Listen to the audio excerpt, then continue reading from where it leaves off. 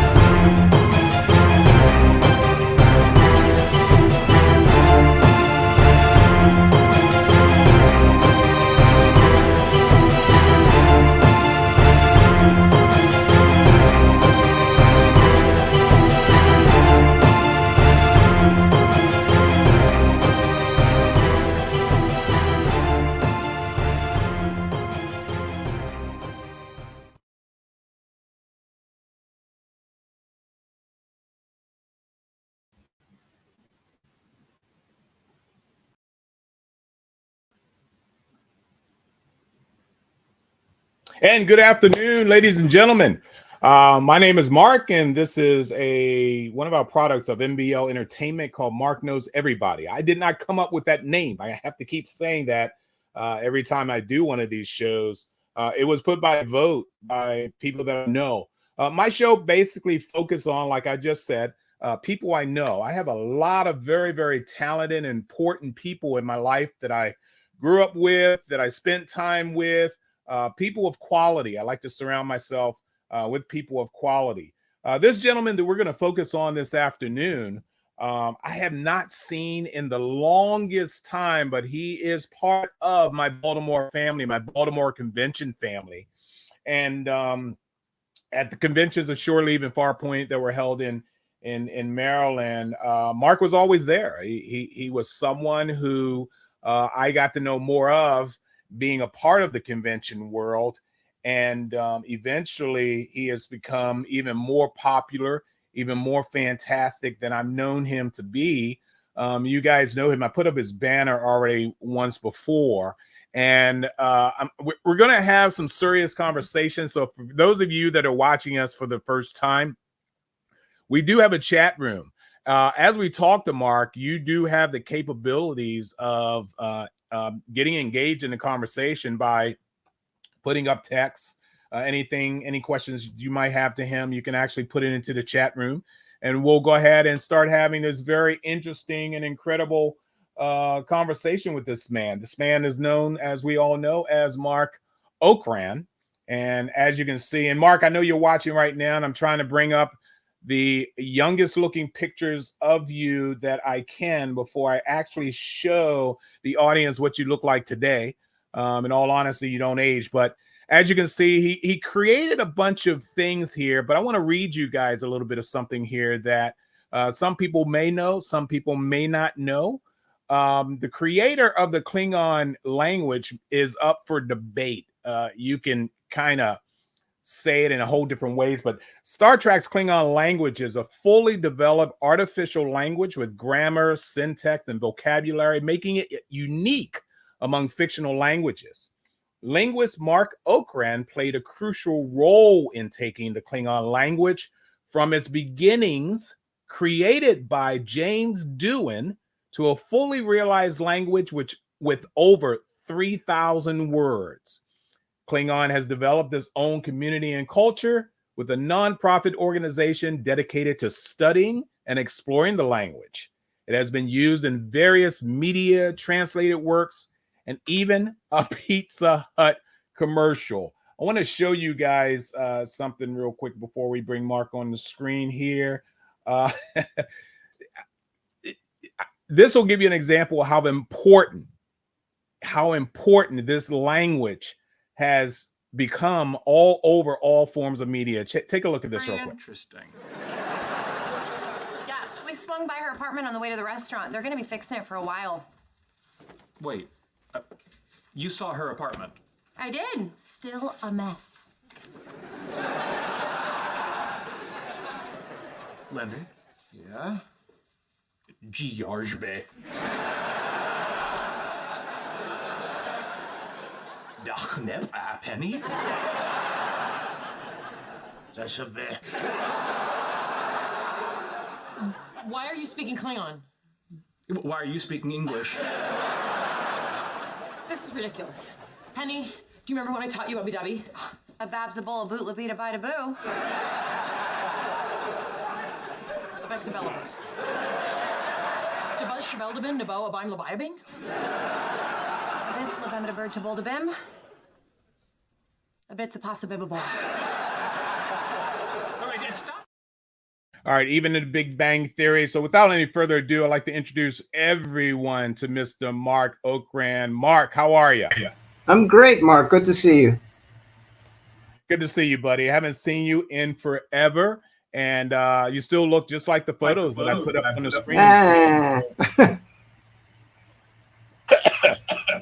So you, in fact, don't need. If you guys have any echo scenarios here, Mark and I are going to be muting each other. Hopefully we remember this quick enough as we speak because of a little bit of echoing that we seem to have not cured, but not a problem. This is the man. We're going to have a group of people up here during this panel to ask you a lot of questions. But before, of course, they come on and ask you questions, I want to go ahead and ask my own questions.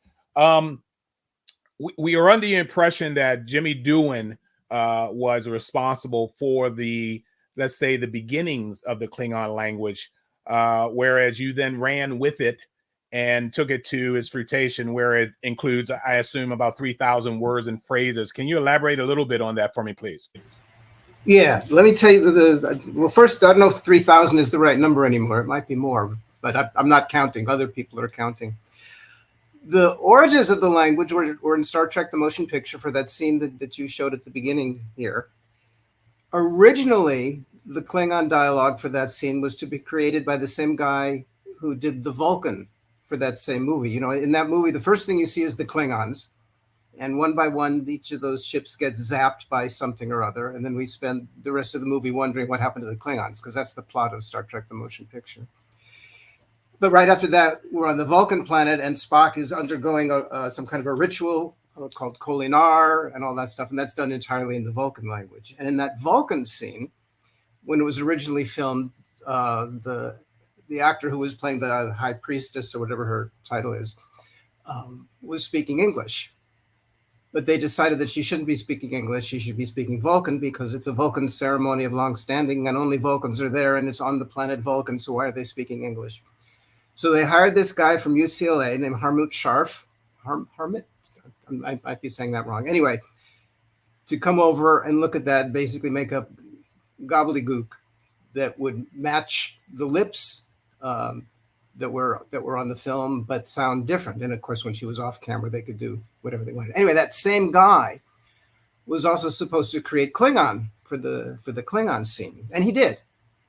He came up with something, but the powers that be, whatever that means at the time, apparently didn't like what he did or didn't like it enough. They thought it sounded. He's German, but his field of study was South Asian languages, from India, and ancient languages like Sanskrit and things like that. They thought it sounded a little bit too German or too Sanskrit. I don't know. Anyway, so they sort of started all over again, and that assignment went to two people. It went to Jimmy Doohan, for sure, and it also went to one of the producers, a guy named John Poville. And the two of them worked out what all this is going to be. And John Poville says that the goal was to just make it sound weird and unworldly and noisy and scratchy and squeaky and poppy or whatever. So that's what they did. And then they gave all that somehow or other to Mark Leonard, who was the guy who spoke those lines, right? Spock's father got to speak, is the first guy who spoke Klingon. And they did it. And apparently Sharf didn't know anything about this until he saw the movie. Wow, that's incredibly fascinating. By the way, there are a bunch of people. Terry from Ireland is watching right now, and so he wanted to say good evening to you right now, and of course, and we can do this, guys. You guys just come on, and we can put up comments. We'll take a look at them first before we actually put them up. But Mark, that's a very great explanation of the creation, let's say the overall creation of both languages, Klingon and Vulcan. And I'm happy that you did clarify that for you. But I think within our heart, you've been closer to the Klingon language than anyone you've actually mentioned. And we do find you highly responsible for at least bringing us along, carrying us along with the Klingon language to the fact that it's basically become a number. I don't know how many number of languages that there are on our planet, but obviously Klingon has been added to that list. So I'm glad to have you a part of that. I'm going to go ahead and bring up our panel of friends that we have here. When we talk about Star Trek, Strange New Worlds, we do a review show, usually on Sundays after the previous episode. And at some point, we were going to have you as a part of our review team here, but you were under an NDA for some, I'm not going to say bizarre reason, but I'm sure there's legit, but I'm really, really curious of why you could not come on the show, and if it had anything to do with the strike, both writers and actors, which I would totally understand, but can you give us some sort of idea of what was going on with you then? At the time when this happened, was after the first, I think, episode of the most recent season, and that's the only episode that I worked on of this season. But the NDA said I couldn't talk about anything until the whole season was over. I have no idea why it said that, but that's what it said. So when you said you come on, I couldn't talk about the only thing that I had to talk about. And then other stuff came up. So the rest of the delay had nothing to do with that. It was just got busy doing other things. Oh, so you're saying we could have had you on, Mark? As long as I didn't talk about the first episode, yeah. Oh, wow. But now I can, I guess, because the last episode is aired. Oh, well, hell. I guess we're going to do our whole season review show and at some point, and we'll go ahead, hopefully, and have you on then. As you know, Dennis Bailey, as you can see here, Dennis Russell Bailey, contributed to a Star Trek script, Tin Man, and he is part of the review show as well. Say that fast 3 times. Phil and Pat Duff here, who are brothers, but they are just so versed in Star Trek lore that I really couldn't do any of these shows without these guys' knowledge. How you guys doing? And I guess I'll Mark is already muted, so we all can talk. Because it only goes through. How you guys doing? Phil, Pat, Dennis? Great. Pat, great. I'm glad you yourself. clarified that Phil and Pat were brothers. I was starting to wonder about this over time. What do you mean, Phil? Clarify? Yeah, I know. You thought I had Yeah, one of these is a recording. Put it that way. The top screen. Hey, Pat, unmute yourself, buddy. Oh, there we There go. you go. All right, there you go. Yeah, how you guys doing? Good. Bummed about the Okay. strike. We're, Ooh, we got a there's- cliffhanger and no foreseeable date to start shooting again. Yeah, it's really bad right now to the fact that even the streaming services are throwing these shows on network television. Pleasingly so, because I'm gonna tell you, last Friday I actually watched the first and second episodes of Strange New Worlds on CBS, which I hadn't watched in a year. And it's like, oh my God, this show is so cool. I'm imagining people who aren't paying for streaming services or probably hopefully had the same impression that I've had. But we're welcoming Mark here, and I'm going to keep putting up comments. They're blood brothers, okay, as they come up from our cast here. Once again, Marc Okrand is being celebrated today, basically as our guru of the Klingon and the Vulcan languages. Do you guys have any individual questions you want to ask Mark right now before we keep rolling on? Phil says yes. Yeah. Well, Mark, we hear you speak and we see you online and you talk about the origins of the language. I think it's not quite as widely known that you have been involved in almost all of what I'm going to call second generation Trek, meaning the JJ films or some of them, and the return to television, starting with Discovery. And if you could, not exhaustively, but at least touch on which shows you've been involved in and how, that would be awesome. All of them. Excellent. Well, for the original series, I was not involved in that when it was on TV, and I was not involved in the original animated series because my involvement started with Star Trek II, that movie, and from that point forward, I was involved in all the original cast movies except for 4, because there's no Klingon speaking in it. There's only whale noise, so they didn't need me. I was involved in the Next Generation a bit, Deep Space Nine a bit, Voyager a bit, Enterprise a bit, little bits and all that, because the writers, producers, directors, whatever of those series had sometimes their own ideas about what to do about the various languages. And then I was involved with all 3 JJ movies. Klingon only for one of them, actually for 2 of them, except in one of them the Klingons scene got cut out altogether. It had nothing to do with the language. They cut out the whole scene. And then in all the new iterations, in one form or another, that's a true statement, but I didn't work on Prodigy. So he let you figure out what that means.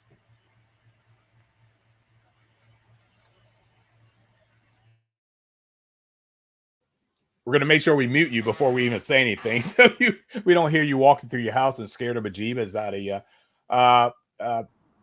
Phil, you guys can go ahead and unmute yourselves too when Mark is muted. Yeah, Mark, I wanted to ask, when you work on something like, the first episode of Series 2 of Strange New Worlds, it's shooting up there in Toronto. They shot season 2 almost 2 years ago now, at the beginning of 2022. So how did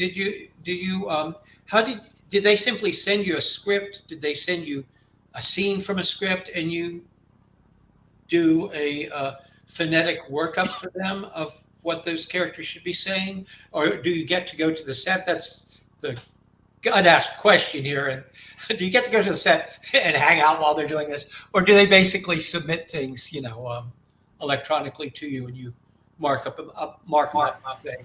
Yeah. For the original movies, Yeah. I was on the set most of the I saw a time. picture of you just there, just now on Star Trek 5. Well, just there, yeah. That was a publicity. They were taking publicity photos, and I was kind of hanging around. And Spice Williams, who was Vix's, saw me standing there, and she said, "How much do you weigh?" So I told her. She said, "Oh, I can lift more than that." She just picked me up, and the photographer snap. So that's where that came from. There's a similar picture with Terry Erdman. He was there at the same time. But anyway, for everything since then has been by remote control. Most for the TV's Next Generation stuff, they would just either send me a script or just send me some lines. Mm-hmm. That's all. Not very many scripts, come to think of it. For the new shows, other than we can come back to Discovery because that was the big Klingon one, season 1 of Discovery. The pandemic hit. And because of that, everything changed. Everything became Zoom and Skype and stuff like that. So they would send me the script. I'd work it out. I'd make transcriptions and recordings to send to the actors. Sometimes I would work with the actors ahead of time on Skype or something like that. Sometimes not, usually not. So you actually interact to help them with pronunciation. Yeah. Oh, okay. Yeah. And then when it came time to do the recording, mostly what they had me directly involved with was post-production. So they would be looping stuff in. So I would be on a screen, and the actor would be on a screen, and the sound designer would be anyway. It was all Zoom and Skype and stuff like that. I don't know where anybody was. Okay. And you've been under an NDA since sometime in early 2022. Yeah. When they actually shot that episode. Yeah. Yeah. For all of that, I'm under NDAs for everything, but I don't know when they're. I'm going to ask you a leading question. Are you on any NDAs pursuant to season 3 of Strange New Worlds? Of Strange New Worlds? No, I am not. No. Unless the one I'm on currently automatically applies. It might because sometimes they would come and say you're under an NDA, right? So I think that means once you're on an NDA, you're on an NDA or something. We have heard reliably that they've written a good part of season 3. I mean, they've alluded to that. Yeah. So just wondering if any scripts come your way. Yeah. They're working so far ahead on some of these things. So I did some stuff for Lower Decks. I had no idea what season it was for, what episode it was for. And then all of a sudden, it just popped up, and other stuff hasn't popped up. Does that mean they decided not to do it? Does that mean it's going to come 4 months from now? I don't know. So the last scene of episode 1 of Lower Decks that just ran on Thursday, that didn't have any Klingon in it. Oh, it didn't? Oh, yes, it did. Yes, it did. I take that back. It had one line. It was mine. Yeah. Okay. Well, I'm glad you remember. Hey, Mark, I'm not sure. Well, first off, I wanted to bring that back up and ask you about that soon. When they have you to do anything, and I don't want you to really give us dollars and cent here, but I'm feeling for those that want to get into, as well as voice acting, but linguistics, if they created a new alien language or whatever, or how that pay scale works. How do they approach you? Do you put out a proposal to them and they have to accept it before you do anything, or they say, hey, we're throwing this bunch of money on the table, we want you to do this for us? How does that really work, Mark? The way that's worked with me is they come to me and say, we want you to do this. How much is it going to cost? Right. Simple. And then I tell them when I was working on the movies, right? The original cast movies, for the second 2 of them, for 5 and 6, I had an agent. But then the agent retired from being an agent altogether. But at the same time, and I guess a little bit during next gen, beginning of next gen too. But then at the same time, the work pretty much dried up, so the agent wouldn't have done much of anything anyway. No, they come to me and ask what's it going to cost, and I'll tell them, and they say yes or no. Only once did they ask me to bring it down. Oh, yeah, interesting. Yeah. Okay. And I think it's clearly up to the individual shows and the individual. Would that be on Star Trek showrunner. 6? I'm sorry? Would that be on Star Trek 6? No. Oh, okay. No, it's for TV. There's TV. Oh, okay. Hey, Pat, got a but question? you were asking about other people doing it and stuff. What's interesting is ever since Klingon, meaning original series movies, Klingon,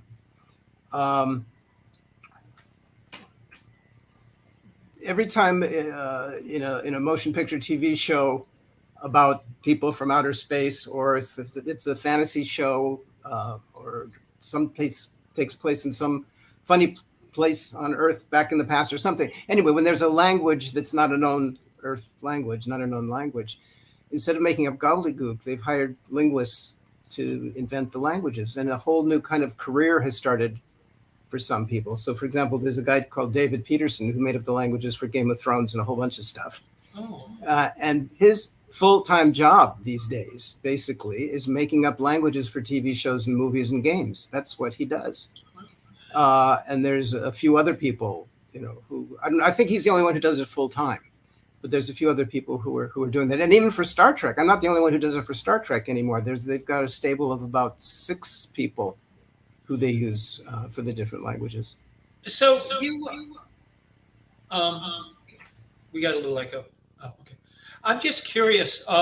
When you started to develop this, and as you develop it as you go along, you based the grammar, syntax, the structure of the language on existing languages, or on some theory of grammar from your experience? Yeah. I mean, is there like a little bit of Russian in Klingon structurally or something like that?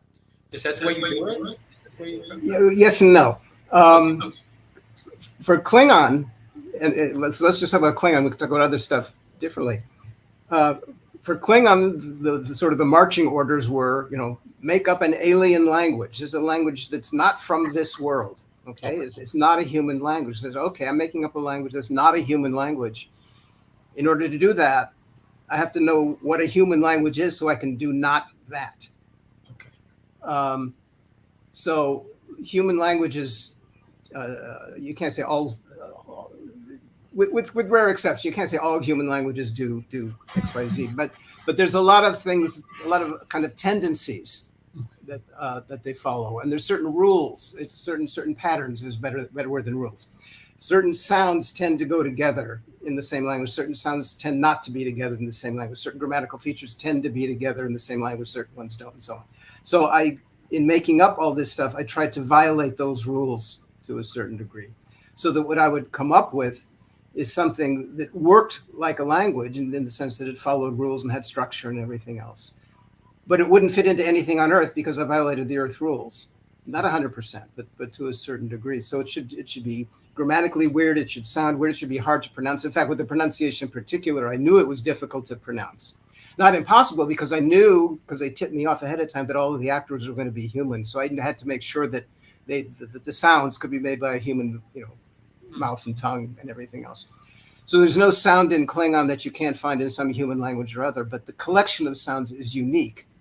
And the reason it's unique, or one of the characteristics of its being unique, is that it doesn't go together well. It doesn't slide around in your mouth easily the way natural language would, which makes it hard to pronounce. But I knew that was okay, because when I first did it, and this is for Star Trek 3, I knew that the actors maybe would struggle to get it. But once they got it, they would shoot the scene and they would never have to say that again, because it's a movie. I didn't know that the language was going to go on and on and on at that point. Okay. All right. I know I have no faculty for learning languages at all. And one of the things that vexed me and that I could never get, as I failed, Latin and then Spanish and then French, was that the Romance languages all have gendered nouns, which is something does English have that at all? We don't, do we? But we used to. Yeah. Oh, okay. So when you said certain things tend to go together in languages, and you avoid things that are common in like, does that go up on the board? This is something that isn't in Klingon because it's in most of the European languages, that kind of thing. Yeah. For example, for Klingon, one of the things I avoided was the verb to be. It does not exist in Klingon. There's no way to say am, is, are, or anything like that. As an individual word. The concepts you can get across, but not those individual words. And I did that on purpose because it's such a common verb in English in particular, and Indo-European languages in general, and lots of languages. Not all. Other languages avoid the verb to be in certain contexts too, but in Klingon it's gone altogether. And I did that on purpose for that reason. For the basic order of words in a sentence, here's a little bit of grammar instruction. You have a simple sentence with a subject, a verb, and an object. Dogs bite people. The subject is the doer of the action. The verb is the action. The object is the recipient of the action. And in any language, you have to say those, if you're going to say that, you have to say those three things in some order or other. And in English, we do it in that order. Dogs bite people. But it could be people, backwards, or it could be the verb comes first. Bite people, dogs, and so on. And if you look all around the world at all the languages, the ones where the subject comes first are really, really common. That's like 85% of the languages or something like that. The ones where the object comes first is like 1% or 2% of the languages. So I picked that for Klingon. Okay. Not because it's impossible, but because it's very rare. It's less Earth-like in a funny way of looking at it. So I was thinking about that. So let me contrast that just a little bit, if I'm not talking too much, about another language I made up that has nothing to do with Star Trek, called Atlantean. There was a Disney cartoon about 20-something years ago called Atlantis. Atlantis, the Lost Empire, I think. Mm-hmm. And the language for that, there's a scene in that film with the explorers go to get to Atlantis, and these Atlantean people come running around speaking their Atlantean language. And our guys, the explorers, can't understand it, of course. And very, very quickly, the Atlanteans start speaking English after they've tried out Spanish and Chinese and a bunch of other things. They get to English. And one of the characters, and the main thing about this movie is the hero is a linguist, right? He's the main guy. And one of the characters says to the linguist guy, "How did these Atlanteans learn our language so fast?" And the linguist guy says, "Oh, that's because their language is what he calls a root dialect. That's the language that all the languages of the world came from, like the Tower of Babel story," which is nonsense. It's from a linguist speaking now. And I told the writers that was nonsense, that didn't make any sense. But they left the line in anyway. So I said, okay. And at this point, I hadn't made up the language yet. I said, okay, I need to make up a language that's not a root language or a root dialect or something, because there's no such thing. But I need to make up a language that has characteristics such that this linguist guy called Milo could come to the theory that it was this root dialect thing, even if his theory is wrong. Okay. So I did an anti-Klingon. I used a collection of sounds that was very, very commonly found together.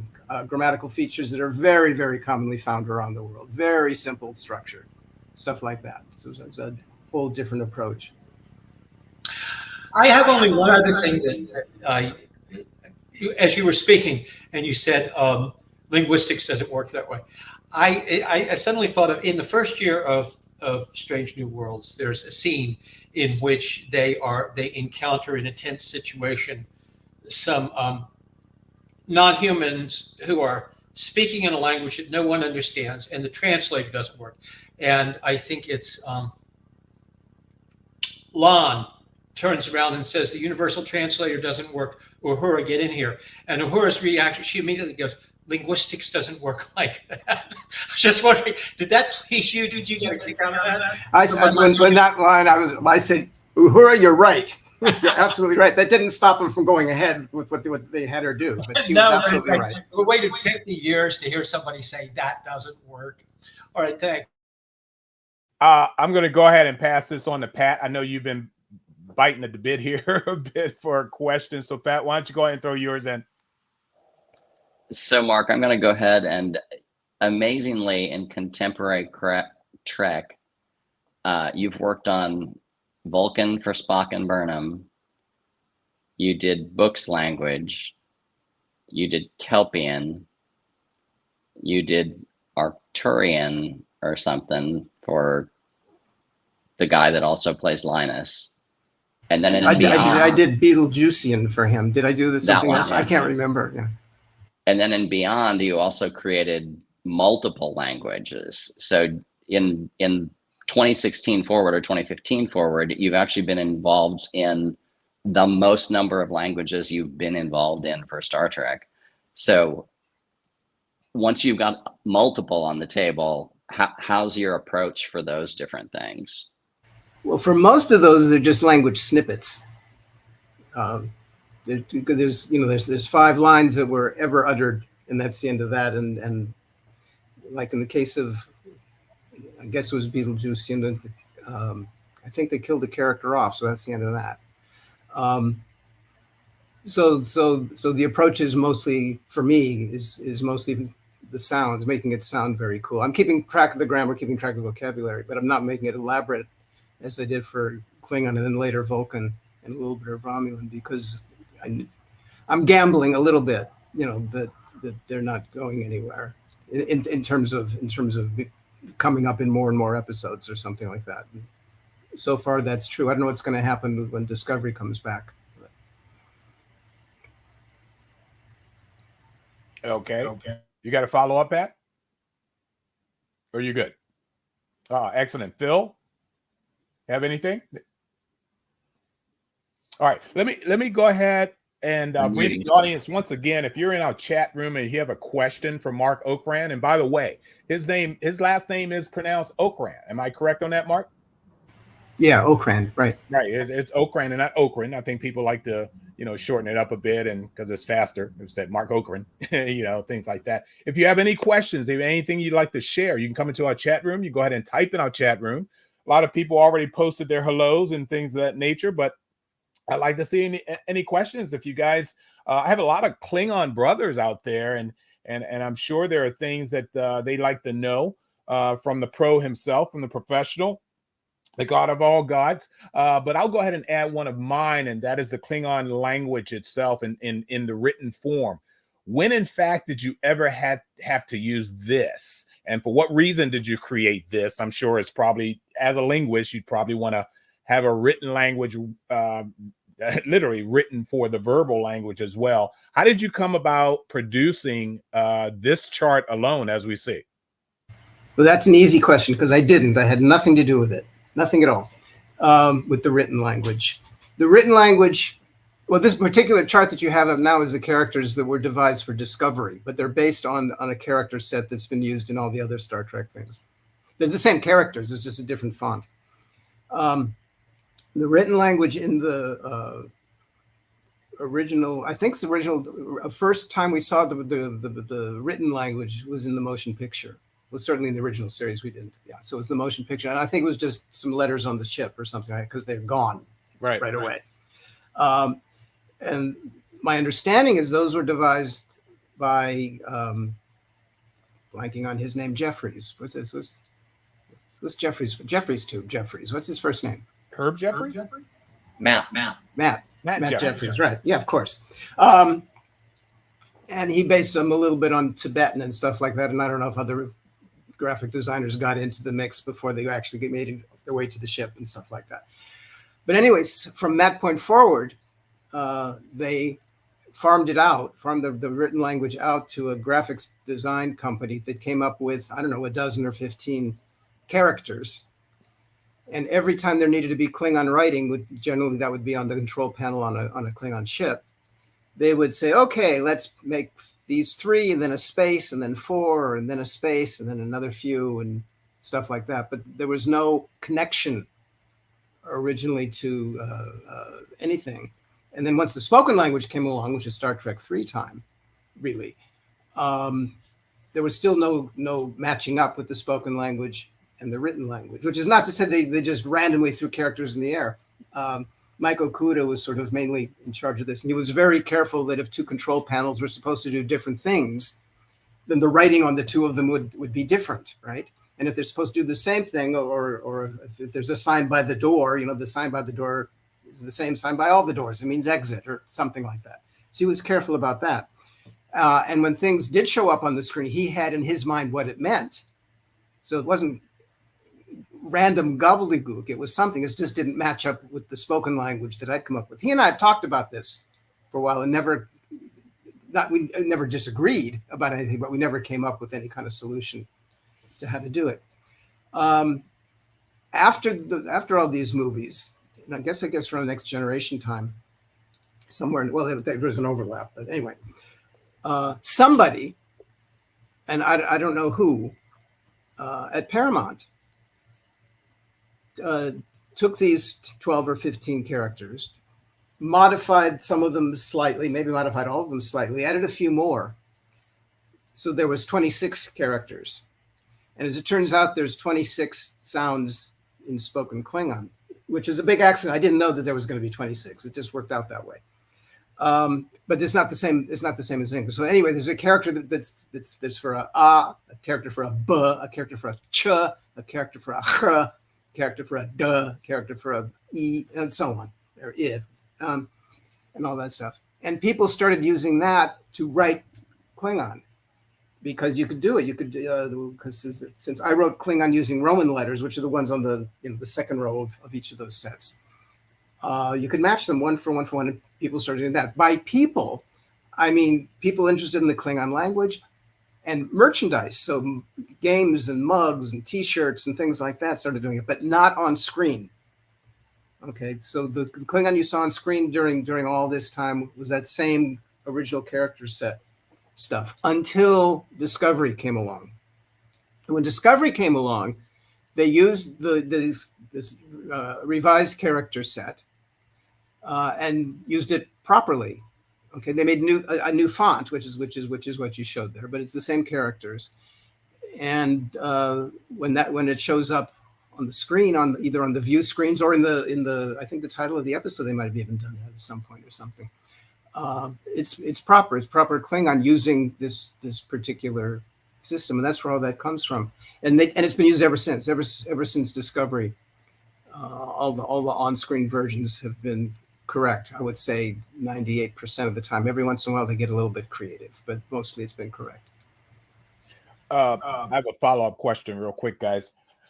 Klingon Boot Camp, the number of actors that you had on various series and motion pictures and training them. Me personally, I would never be able to speak Spanish only because I can't roll my R's.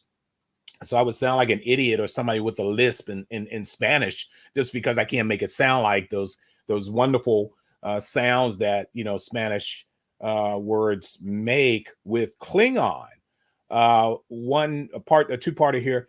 How complicated was it, in fact, to train these folks, these actors, into speaking Klingon? Of course, reverting back to the written language, if there wasn't the written language that you had anything to do with, how could you in fact show them phonetically what the sounds? Was it just always solely on hearing, or could you, like when I bring someone out on stage, I don't care how their last name is spelled. I want to hear them say it so I can write it down phonetically so I can say it correctly when I'm on stage. So how in fact could you train these folks to speak your language? But Klingon, Vulcan, Kelpian, all of those. And exactly who was your worst student in training into speaking the Klingon language? Let's do it the other way around. No, it was done with a combination of writing things out in a phonetic form using Roman letters, English letters, because none of the actors ever dealt with those Klingon characters. And recordings. Originally, they were cassette tapes, and then it changed to MP3 files or something, whatever the technology is. So the actors were able to hear it on their own, whether I was around or not. But I also wrote it out. So a syllable like cha, I'd write out CHA, and they would learn how to do that. If you've seen Klingon written out with Roman letters, you've probably noticed that there's capital letters looking like they're just there randomly. They're just popping up in the middle of the words, and words start with lowercase and all that kind of stuff. The reason for the capital letters is that was a cue to the actors. It started out, I started out by underlining the letters, but that became too hard to type. So, because it was typewriters then. So I changed to capital letters, and that indicates that that particular letter is not to be read the way you would probably do it in English. So there's, for example, in English, there's no sound. So I write a capital H, and it's a capital H to remind them that's not a h sound, it's a h sound. And the D in Klingon is a little bit different from North American English D, so it's a g kind of sound instead of da kind of sound. So it was a written a key to it. Like in a dictionary, it says, it spells the word and then there's a phonetic. It was like that. But that in combination with the thing. And then when I was able to work with the actors, then we would go back and forth, one-on-one and practice it. And I would correct them and so on and hope that they would get it right by the time we were actually filming. And actually, while we were filming, the director would ask me, after each take, after checking with the camera person and the lighting person, sound person, asked me, how was the Klingon? Was the Klingon okay or not? And it was especially in Star Trek 3 with Leonard Nimoy was the director, right? If the Klingon sounded good, I say, yeah, that was fine. If the Klingon didn't sound good, I say, he goofed. And I learned not to give that second answer very often because then they'd have to reshoot the scene and so on and so forth. So if the actor made a mistake, but it still sounded like Klingon to me, and at that point, no one had heard Klingon except for me, but it sounded like it could be Klingon, I'd say, oh, okay, what the actor said is right. He was supposed to say toe, he said two. All right, from now on, that word is two, and we'll just keep going from there. So the language changed as a result of movie making, which is not to say that Leonard was not concerned. He was very concerned, as was everybody else. He wanted to make sure, that it was right. And the same thing with the actors. So my first student, you asked who the worst student was. So not going to go there, but my first student was Christopher Lloyd. And he was very much into the language. He wanted to know what he was saying. What do the words mean? And he wanted to make sure he pronounced it right. And there's a scene in Star Trek 3 where there's a ship, and the Krug tells the gunner to shoot at the ship, but don't destroy it. Just aim just at the engine. And the guy does wrong, and he blows up the ship, and Krug is very angry, and he kills the gunner guy. He dissolves. The gunner guy dissolves.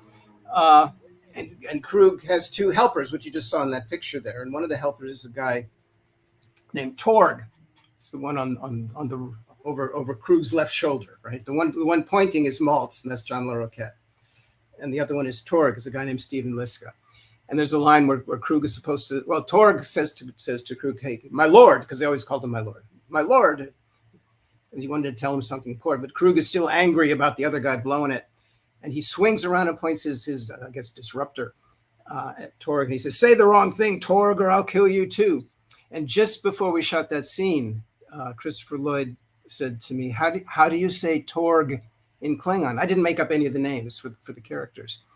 But I thought about how you would say it in Klingon. And I said, for that character, what you would say is Dorg, like that, not Torg, Dorg. Christopher Lloyd said, okay. So when he shot the scene, Torg says, my lord. Krug swings around. He says, say the wrong thing, or I'll kill you too. And Leonard Nimoy yells, cut, cut, cut. He says, why did you call my Klingon a dork? And Christopher Lloyd said, Mark told me to. And Leonard says, Mark, what's the matter with Torg? And I said, nothing. Torg is fine. Torg is a good thing. And anyway, they shot the scene again, and he did it. And then afterwards, Christopher Lloyd came up to me. Oh, I'm so sorry. I got you in trouble with him. I said, no, it's fine. He says, but did you notice? He says, I didn't say Torg. I said Torg. I said it in Klingon. Okay.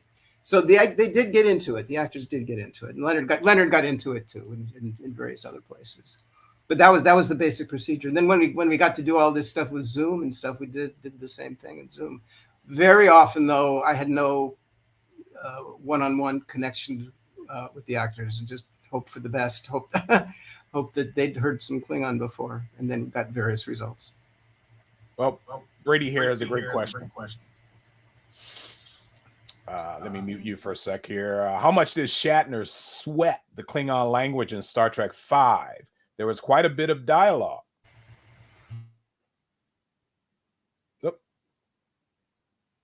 Hey, Mark, unmute yourself there. Yeah, no, he was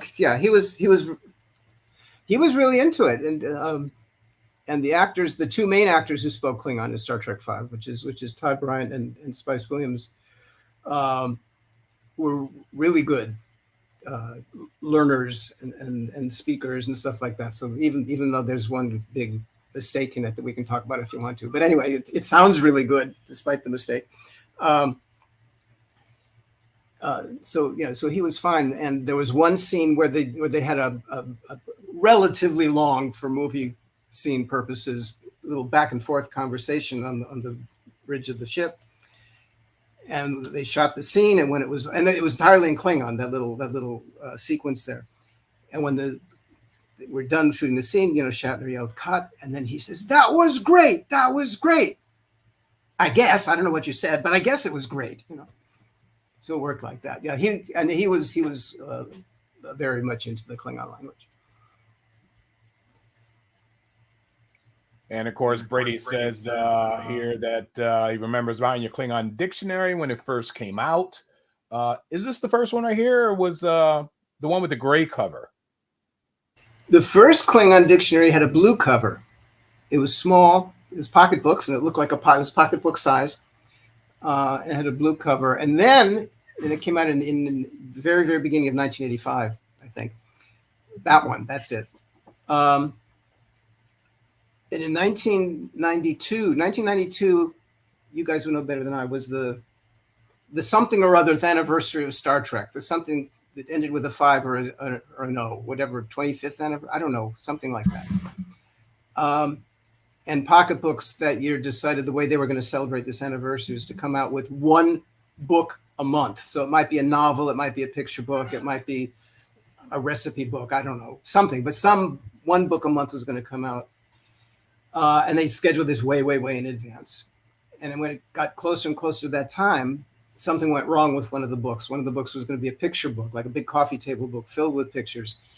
And one of the actors, and I have no idea who, didn't sign the release or the waiver or whatever it's called to have their picture in the book. And they were going back and forth about all this. That was lousing up Pocketbook's schedule. So they said, we have a hold of it. We have a hold of it. So they got the idea of reissuing the Klingon dictionary.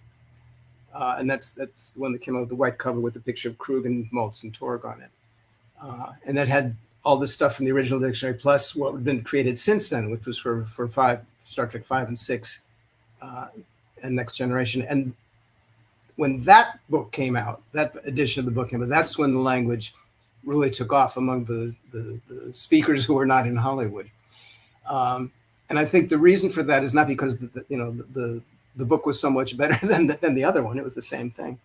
And it wasn't because the language in and of itself is linguistically so fascinating or something like that. It was, let's face it, Star Trek and Klingon and the internet, because the internet was getting going at exactly that same time. So people who had a little bit of interest in this were able to now find each other and communicate with each other easily and stuff like that. And that's how the community, Klingon-speaking community, got going, which is now international, where they're producing all kinds of stuff in the Klingon language. Yeah, go ahead, Dennis. It's great because as you were speaking and talking about all of this, I was remembering something, and I wanted to ask you about it. In the mid '90s, probably more people watching Star Trek on television. It's just a shot in the dark than ever before or since. I mean, the streaming stuff is doing great, but the size of streaming audiences is tiny compared to, as far as I know, compared to things like the people who were watching Deep Space Nine and Voyager on UPN. I mean, they were big.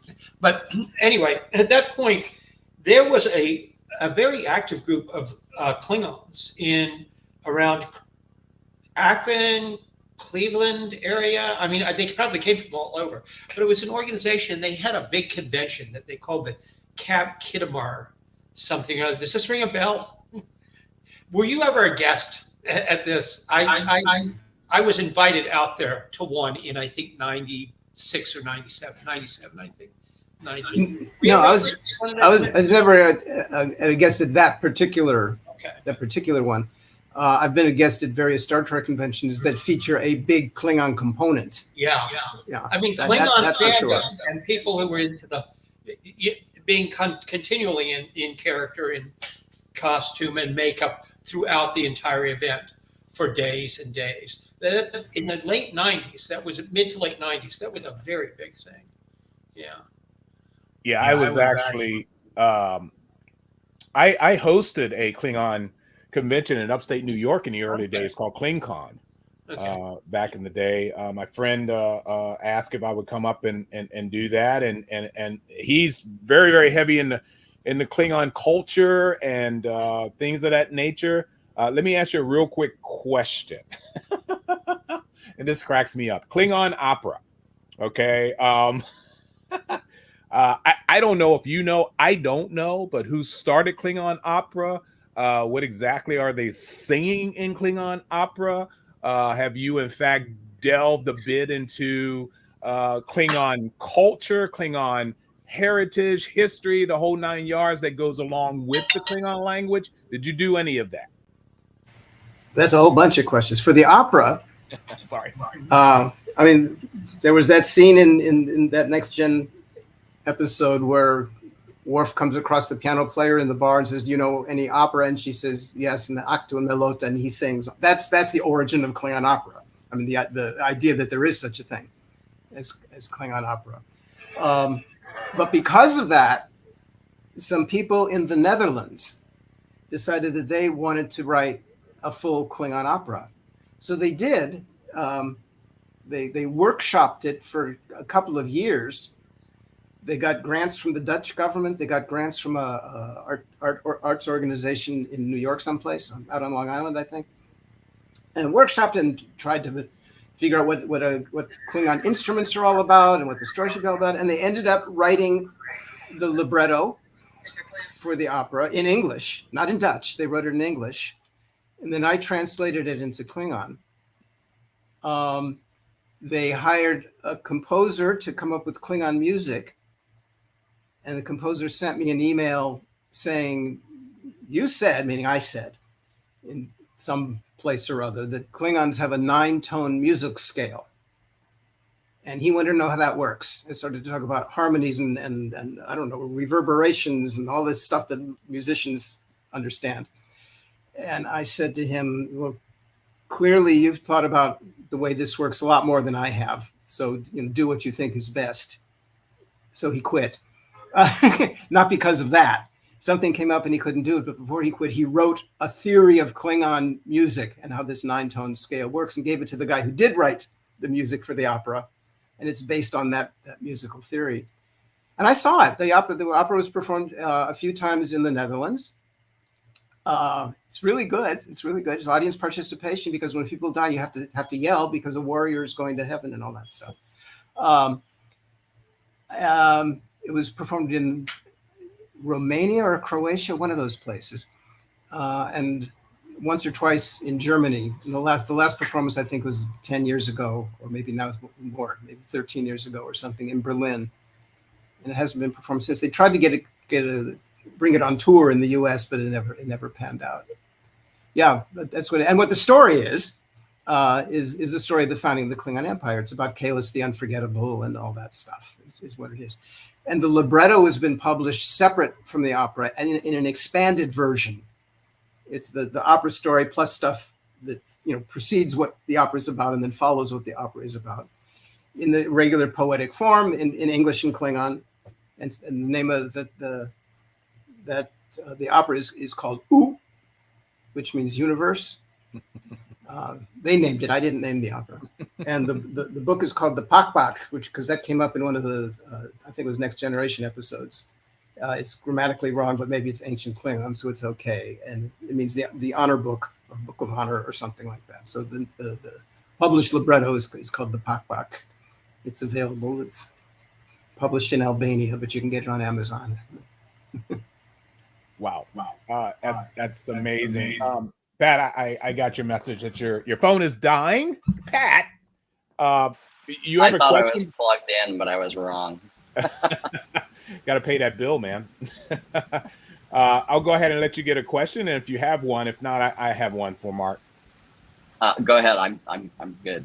Okay, so Mark, you had nothing to do with that incredible segment of the musical episode of Strange New Worlds where the Klingons came on screen. And I think there was some Klingon involved before they went into boy band version. So I can't remember, but did you have anything to do with that episode? No. There's a rumor floating around, I don't know whether it's true or not, that at one time they were thinking of doing a Klingon opera style.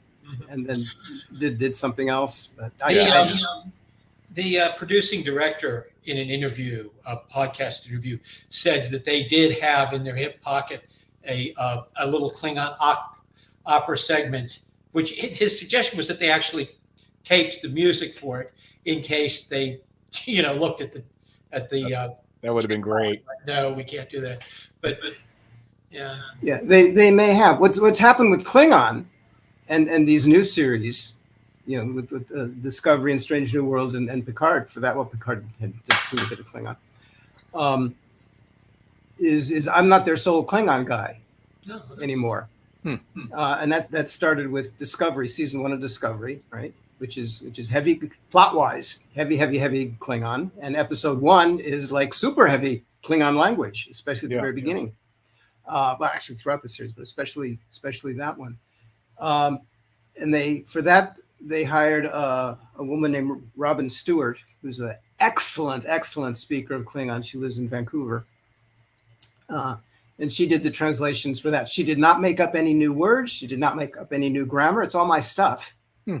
But she did the actual translation. And when she told me about it, she wasn't sure what my reaction was going to be, because they didn't come to me and say, "We don't want you. Who else to do it instead?" That didn't happen.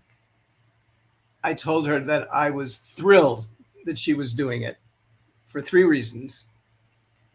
One is because the fact that somebody else could do that, I took as kind of a compliment to me, that what I'd come up with was good enough and complete enough for something that other people could take it and run with it competently.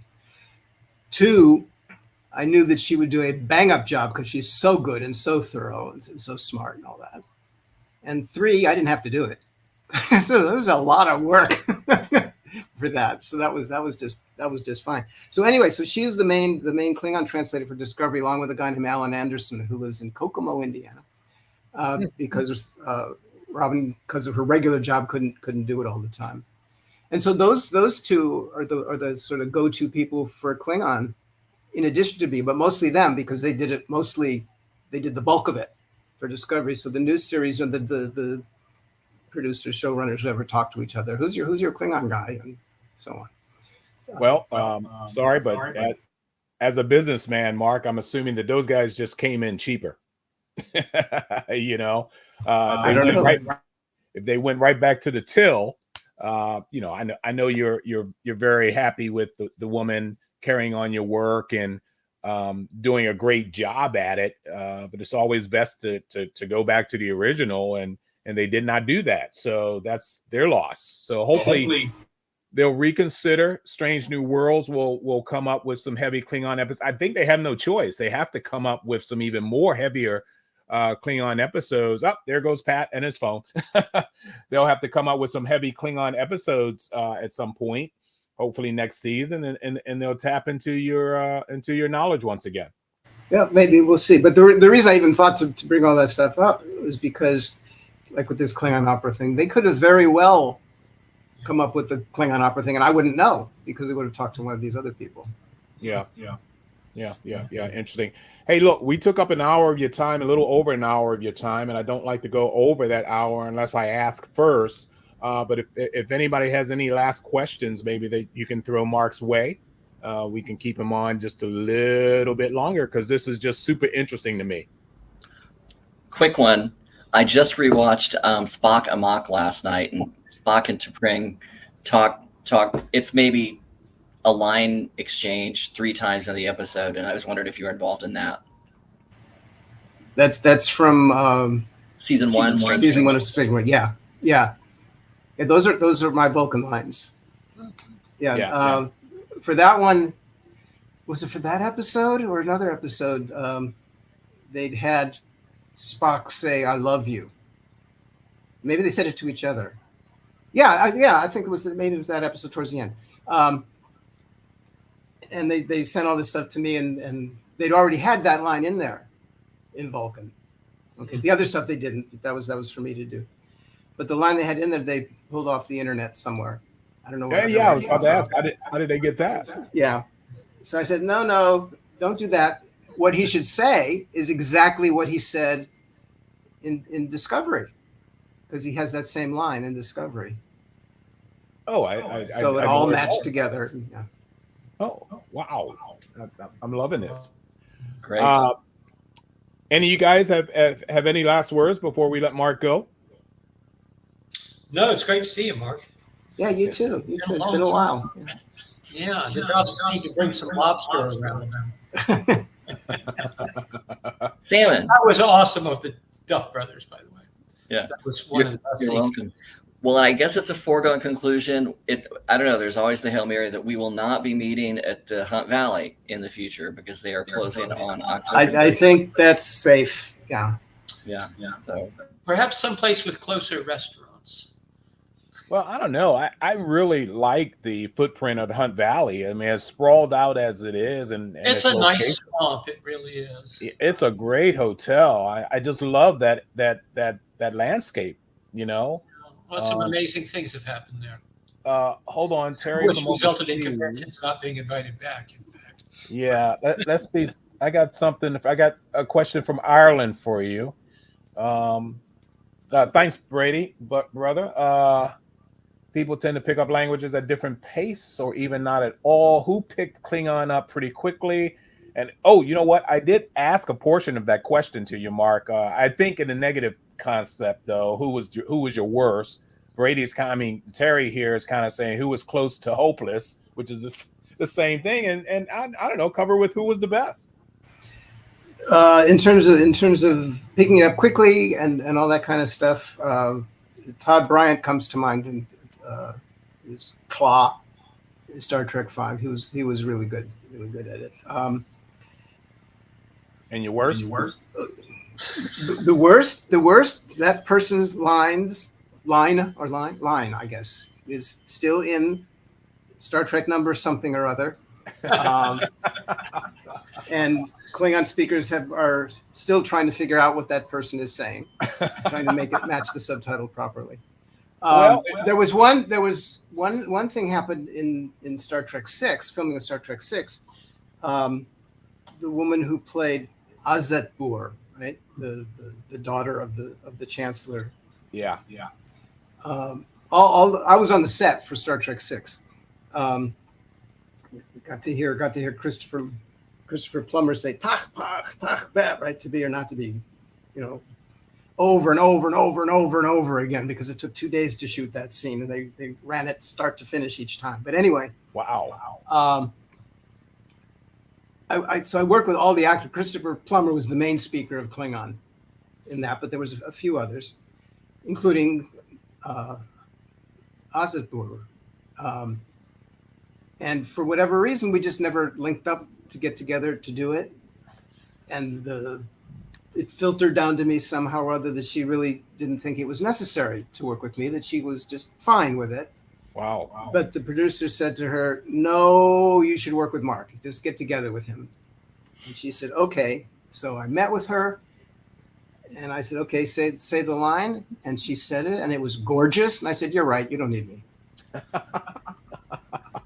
Rosanna DeSoto. Yes. Right. Yeah. I waited until it was complimentary to actually say her name. Yeah. Nobody knows how to use IMDb. Well, Phil, looks like you were the one that were willing to out someone. Mark just didn't give us the negative at all. But that's okay. We can probably guess. Phil has journalistic integrity. Yeah, I will tell you, it's not one of the well-known people. So. Yeah, okay. That's a good point that Terry, Mick Ivor.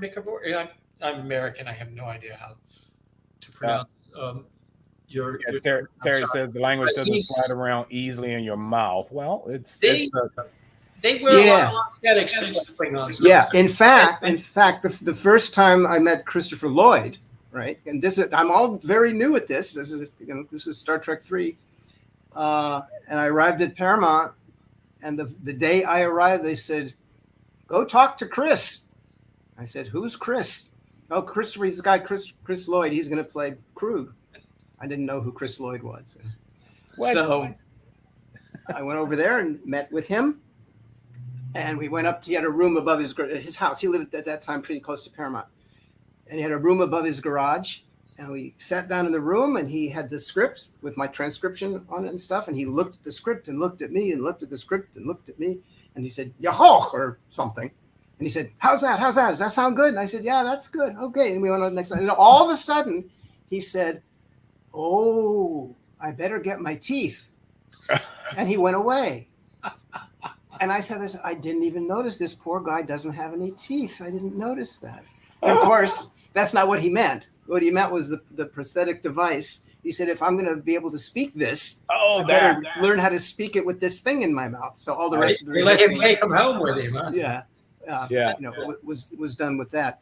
And then when I got back to Paramount, people said, well, how is Chris? Do you think he's going to do well with the language? And I said, yeah, he did a good job, and he was interested. Then someone said, is he like Jim? Right. And I said, who's Jim? And they said, Taxi. I go, oh, that's who that was. Yeah. When I first heard he was going to be the main Klingon in that movie, and I'm like, what? Reverend Jim? And I think this. What year did that come out? That was before or after Back to the Future. It was. I don't know when it came out. I was 84 is when we did the work. Yeah. 1984. So, same year. Yeah, so he was doing Back to the Future, and he was doing the Star Trek the same year. He was also doing. Yeah, he was also doing Buckaroo Banzai, because there was 1 week of shots that were all heavy Klingon these scenes on Monday, Tuesday, Wednesday, and Friday. Yeah. But on Thursday they were on the Enterprise, and then on Friday back to wherever all this Klingon stuff, which is weird planning. You'd think they would just do it, every day in a row. But the reason they did it is because they knew way in advance that Christopher Lloyd had a prior obligation. Mm-hmm. So he wasn't there that Thursday, but on Friday he was back, and I said, where were you yesterday? He said, there were some pickup shots or something for this other movie I was working on. I said, what movie is that? He says, it's called Buckaroo Banzai. And I said, what's that about? He said, I don't have the slightest idea. Well, it's if you know the movie. It's a cult. It's a cult favorite. Yes, yeah. Well, let's see. I don't see. All I have are thanks here. So, in terms of what he brought up, the various versions of the Klingons have different kinds of mechanical impediments, don't they? I mean, the ones on the guys working on Discovery, I felt for them every time I watched the Klingons, because these guys are basically performing inside a bucket on their heads with a clamp around. I mean, that's what it looked like, right? And they have to be able to enunciate. So a lot of that had to be looped, I would imagine, more than. Well, they did. I'm not. Again, I wasn't involved with that. My understanding is they did a lot of looping. Yeah. Of the Klingons, and I don't think they had that stuff in their mouths when they had the looping, but they had to match the sound. And the guys on Strange New Worlds seem to have virtually no prostheses. Yeah, they're the sort of original movie style. Original series style, yeah. So. Yeah. So looking, just going through hello here. there, Lorraine. Hello, Lorraine.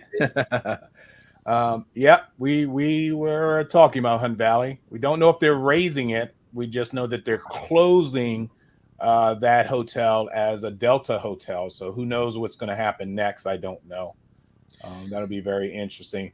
Mark, this has been incredible. I know you've done a lot of interviews and you've mentioned a lot of things. I enjoy this better than anything I've heard from you, maybe because we all know you. Where are you living now, Mark? May I ask? In DC, Washington, DC. You're in DC. Okay.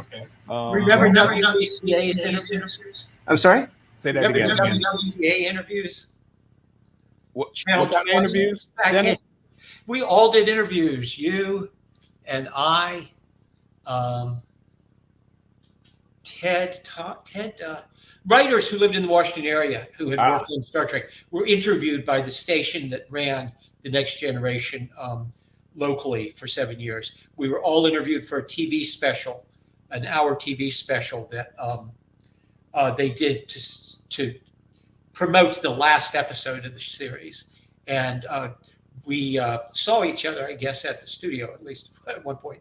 down. Yeah, we got together to see it, but also for my part, I remember they filmed it or taped it or whatever they did at the harbor in Georgetown. Yeah. And They did it outdoors. Yeah, they did outdoors, and they had me sit in front of a fountain. Oh yeah. So there's this fountain noise running for the whole thing. Yeah, they did some bad looping on some of that too, not on your segment, but on mine. They taped us in the studio, and then they shot the interview that they wanted to use on air there. And so I bungled a question or something that they decided they really. So they take the soundtrack from the studio interview and they just slapped it on top of one thing I said. And it's just like this total discontinuity. It's like, suddenly you can understand what he's saying. And, suddenly he's indoors. Suddenly I'd forgotten about they're professionals to the end. They just, this looks like a good place. Well, what do you got upcoming, Mark? Can you have any place you're going to be? Any assignment? Any project? The next place I'm going to be. Let's see. I'm giving a talk at Georgetown University next week. Not next week. Week after that, which I better figure out what I'm talking about very quickly. I'm giving a talk about Klingon in Denmark. But it's Zoom. So I'll be here. When they contact me, they said, "Come and give a talk," and I said, "It's by Zoom." I go, but okay. But the Klingon Language Institute, which is the guys who study the language very, very, very seriously, have 2 meetings a year, 2 big get-togethers. One of them is here, meaning North America, and that happened in Indianapolis in July. And that was the 30th anniversary of the Klingon Language Institute, which is amazing in and of itself. Wow. Yes. And there's one that takes place in Germany every year. Mm-hmm. And the German one is coming up in November, so I'll be there for that. Excellent. I mean, due to the fact that I think I have personally related the Klingon language to German language, because when I was doing a lot of conventions in Germany, that's about as close as I could get to any really horrible language I've ever heard. The German contingent is very much into the language. And most of the people who come to that one are from Germany. Not everybody; they come from other places too, but mostly. Yeah. They probably have a better skill at pronouncing Klingon than in probably any other culture, I would think. Well, we got in a big argument about that one time. Uh-oh. There was the one time the American group met outside of America. They met in Brussels. Mm-hmm. And I was there, but I wasn't there the first day, or maybe the first day and a half. And by the time I got there, I walked in, and they were in the midst of a big dispute about how to pronounce a particular sound. Uh-oh. And the Americans said, "You say it this way." And the Europeans, mostly German, said, "You say it this way." And now I was there to settle the dispute. I couldn't figure out at first what the confusion was. Well, they'd all learned the sound from the dictionary. From the printed dictionary, and in the dictionary, it's not there's an A as in apple, B as in boy, C as in car. It's that kind of hint about how to pronounce things, right? And there's this sound I write with a capital H, which is like that, and we don't have that in English, so I can't say it as in some English word. So I said that's like the sound. I gave a couple examples, but one of that's like the sound at the end of the name of the German composer Bach, not Bach, right? Bach. And the Americans all go because Americans who've learned to pronounce it in German, right, say Bach. But in German, it's softer. It's Bach, Bach. So they said, "Oh, that big H is a," and the Americans said, "No, it's a," and so on. So we finally resolved it. We're doing it the American way. So. Oh, how I would have loved to have seen a new Klingon war just break out right there on site. Did you get the Germans and the Americans going? It does not end well. Just don't wish things like that on the world. They're all Klingon, though. It would have been a civil war, and it would have been glorious. They always say that. Next thing you know, some Starfleet doctor's knifing you in a sick bay. Well, Mark, this has been incredible. It was a great interview. I love the fact that you're responsible for literally the languages of these people here, these folks, except the first one we have. This is I'm still trying to get a definitive explanation of classic Trek Klingon. Well, you know, they had a language in the original series. Where was it In heard? Trouble with Tribbles, there's a line. Something, you know, half the quadrant is learning to speak Klingonese, he says. Right. So we know there's this language. Of course, we never hear it. Oh. None of the Klingons that we happen to encounter in any of the episodes happens to speak Klingon, but we know it's out there. Well, that was Jimmy Doohan's probably. No, that was David Gerald. Yeah. David Gerald. Yeah. Okay. What is this? Have you ever consulted on a Star Trek novel? Interesting. Good question. Yeah. Very few, but yes. Okay. Excellent. Well, dude, I know everybody wants dinner. Everybody wants to go back to their football games. I was not looking at the football schedule when I scheduled this show, when you agreed to do this show. Stupid me. But that's okay. My team already won. Baltimore already won. So Is the NFL still a thing? How dare you? Oh, my God. Brady's still asking questions. Did a whole Klingon book series titled Gorkin. I worked with Keith. I don't know. Yeah. I can't remember which specific novel, but yeah. Yeah. That's interesting.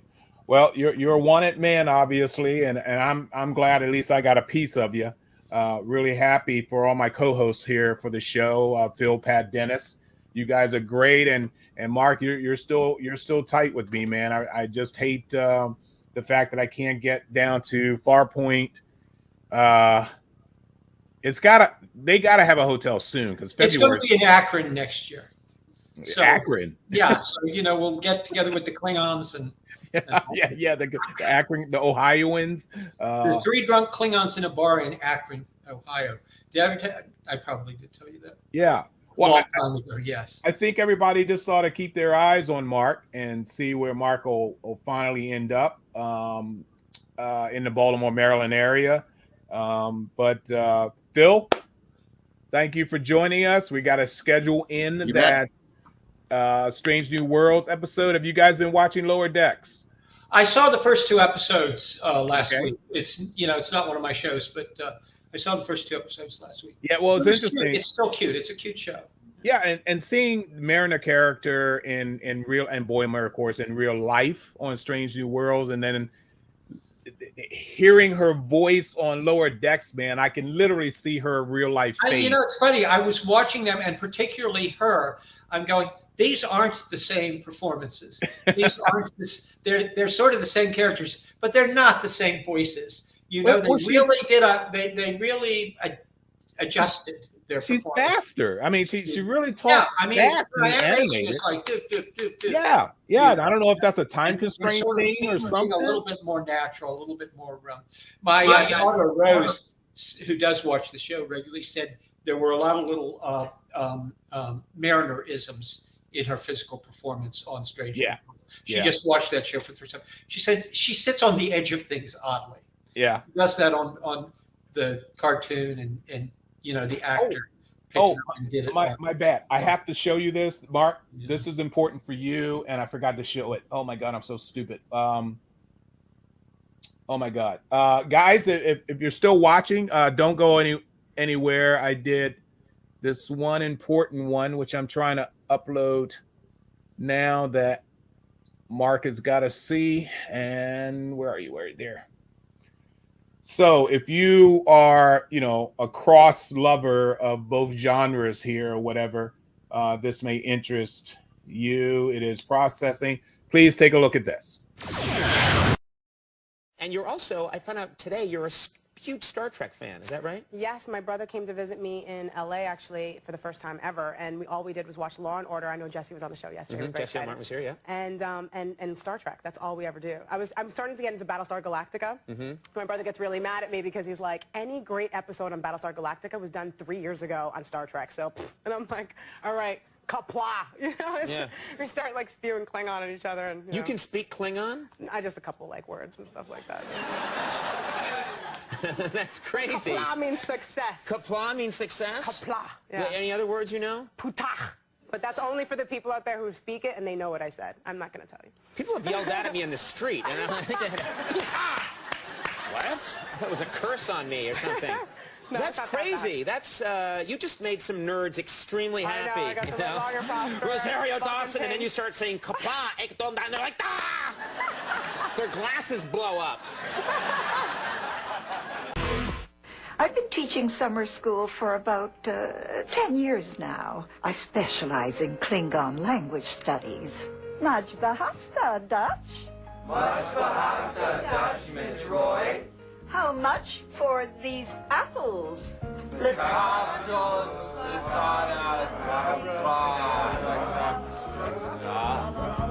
I can be strict, but I just want them ready for the real world. In Klingon culture, it's important to exercise the body as well as the mind.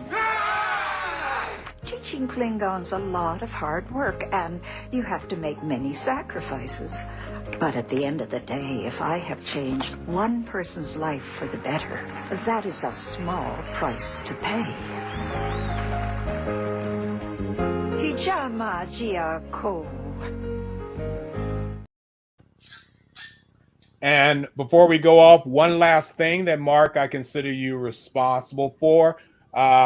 Guys, thank you for joining us here on Mark Knows Everybody with our fantastic host here, Marc Okrand, and, of course, our co-hosts, Phil and Pat, the Duff brothers, and, of course, Dennis Russell Bailey himself.